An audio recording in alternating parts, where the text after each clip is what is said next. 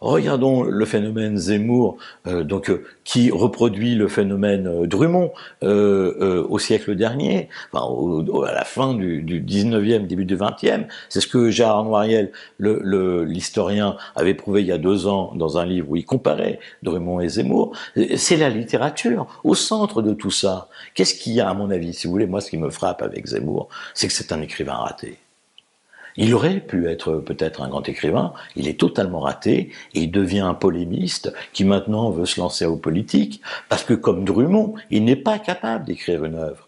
Maurras était un écrivain que tous les, c'est ça qu'on a du mal aujourd'hui à comprendre, que tous les autres écrivains de l'époque considéraient comme écrivains.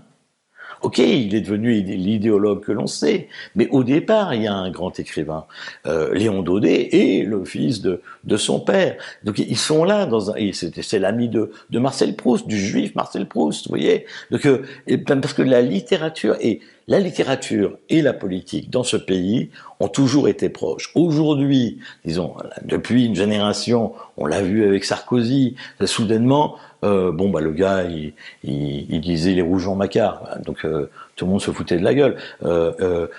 Philippe Solas m'a raconté que lorsqu'on lui a remis une médaille, Sarkozy a dit Roland Barthès en parlant de Roland Barthes. Donc on en était là. C'était un signe de désunion de la politique et du littéraire. Mais quand vous voyez un Édouard Philippe, soudainement, vous voyez soudainement une reconnexion. Et encore une fois, chez Zemmour, c'est oui, c'est l'écrivain raté, par excellence. Mais le polémiste a remplacé le critique, voilà. Avant, on disait c'est le critique, l'écrivain raté, maintenant c'est le polémiste.